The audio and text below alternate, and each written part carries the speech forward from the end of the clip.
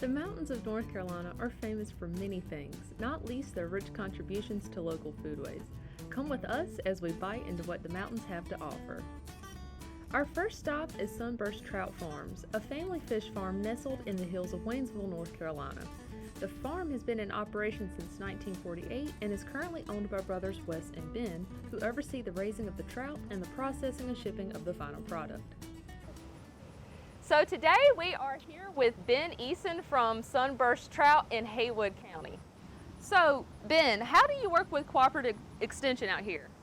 Well, I'd say our closest contact was Skip Thompson. He's our local extension agent, and he's, when we have any kind of, fish health issue, he's always, usually come right out within a couple hours and, look at the fish, help us diagnose, what might be going on with them, and also help, figure out, how to increase oxygen saturation and stuff like that. So Skip's great. Yeah. Yeah.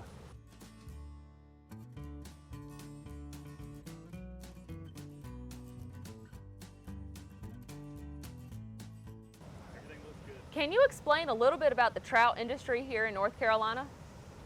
Well, I guess I would have to say first and foremost that the trout industry has grown tremendously in the past 10 to 15 years especially. I remember 10 to 15 years ago, we'd process, 4,000 pounds in a week, and that was a pretty busy week, and now we're processing close to 10,000 pounds in a week. So, the demand for trout is really growing, which is a great thing, and honestly, it's keeping up with the demand has become the newest challenge. Yeah. Rather than trying to find the demand. So that's the biggest thing I've noticed.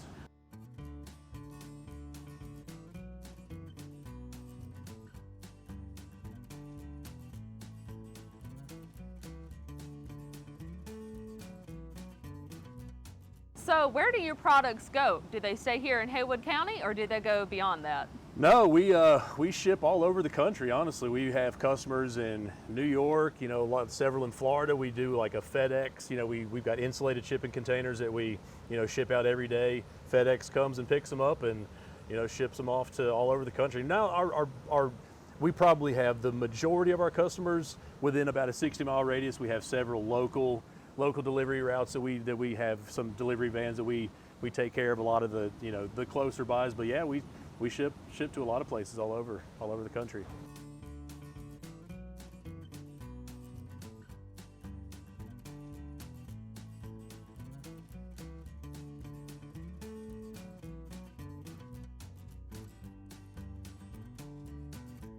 So we buy fish from a hatchery that they come to us at about 1 ounce. So about that long, and we grow them up to about 2 pounds, 2 pound average, which is our, the size that's the perfect size to process at. That gives a perfect size fillet for a lot of the restaurant customers we have, and takes anywhere from 12 to 18 months, feeding and growing, and depending on the weather, whether it's closer to 12 months or 18 months to get them up to that 2 pound size. But, get them up to 2 pound size and time to harvest and process.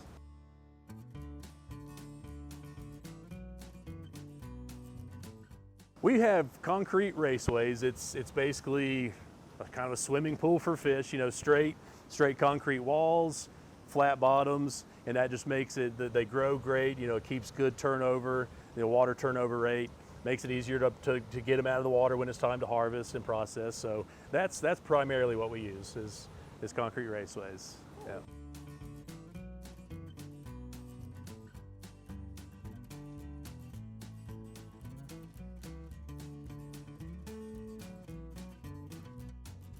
So it's just a trout feed. It's a trout pellet feed that we primarily use Ziegler feed. They're probably going to appreciate the shout out, but it's just a really high quality feed.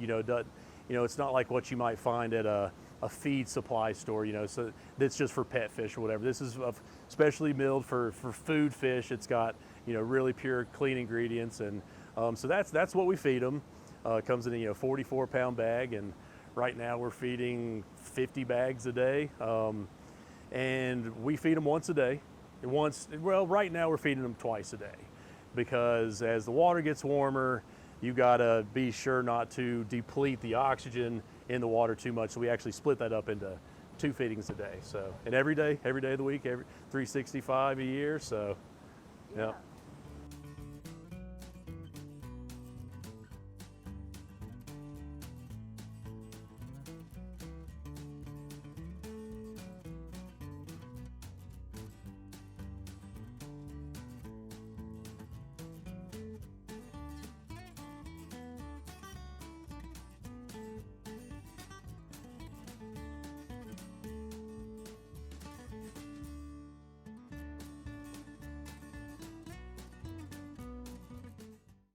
Once the fish are caught, they are transported by truck to the processing facility where they are held in a catch tank.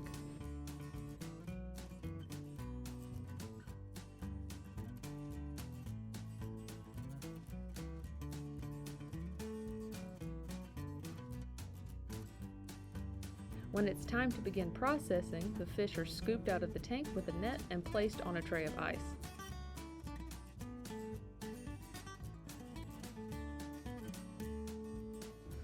The fish are then put through a machine that deheads them.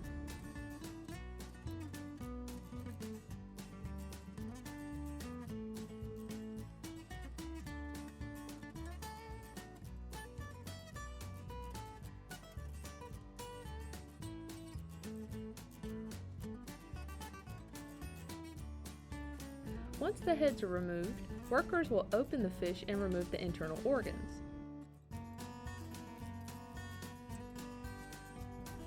Now that the fish have been cleaned, they are put through a machine that fillets the fish by slicing the fish in two.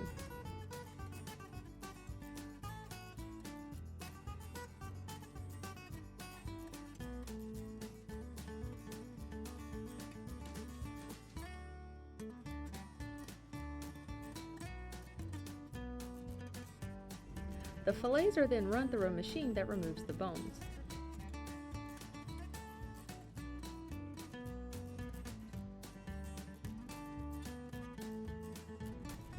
Although the machine gets most of the bones, workers remove any remaining pin bones by hand.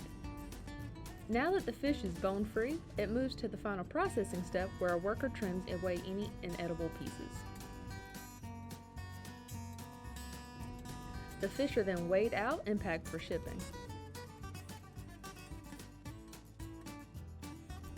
Lots of fish are shipped out, but some of the fish is smoked and transformed into value-added products that can be found at Sunburst Trout or ordered online.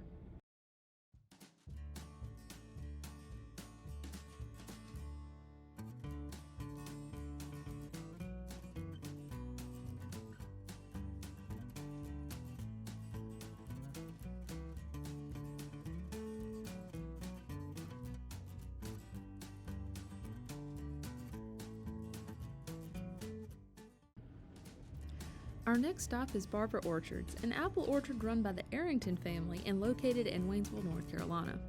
The farm has been in operation since 1932 and has generations of customers eager to return each fall for their apples, cider, and baked goods.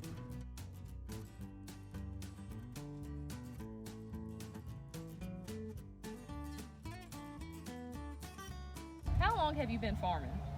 This is my 51st crop of apples I've grown. And even before then, I helped my father, but once I graduated from high school, this is 51 crops. How many generations of farming has that been? Well, I'm the fourth generation of the Arrington family to grow apples here in this community.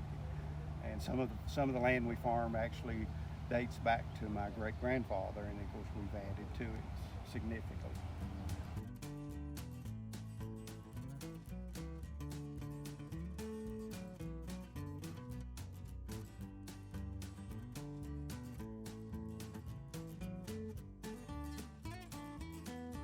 How many acres of fruit do you have out here? We have over 75 acres right now planted, and mainly apples, a small amount of pears, and we're adding peaches. Wonderful. That is amazing, and it is gorgeous out here.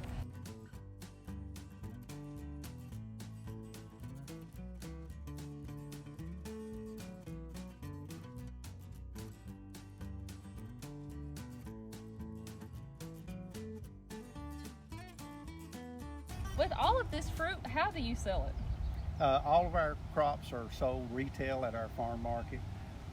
We've been in our farm market now for 28 years, and it has grown tremendously till we've actually planted more acres just to try to keep up with the demand.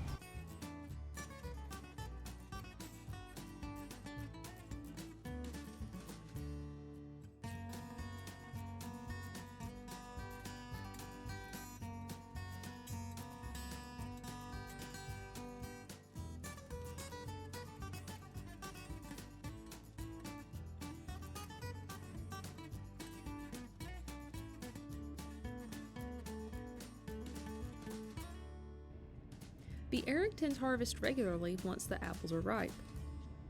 Apples are sold multiple ways: fresh and direct to the customer, baked into homemade pastries, and bottled up as freshly pressed cider. Apples are brought into their warehouse where they are sorted by size and appearance. The apples move through the machine by conveyor belt and are sorted into various bins automatically.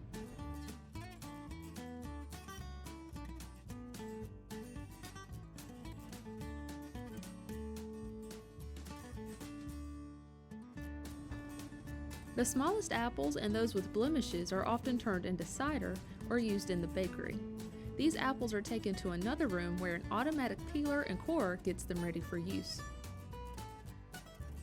Apples for cider are taken to a second room where they are sorted again, this time for any stray debris. Once they are sorted, they are placed in a machine that presses the apples to create a slurry. The slurry is dumped into an automated presser that squeezes juice into a tank.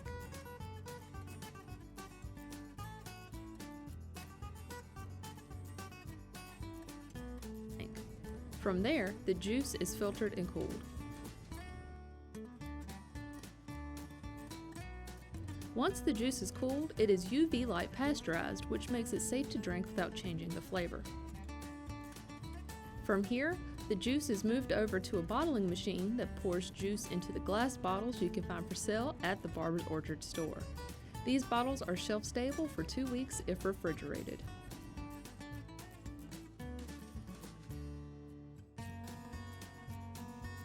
Thank you so much for joining us here in the mountains, and we can't wait to see you next time.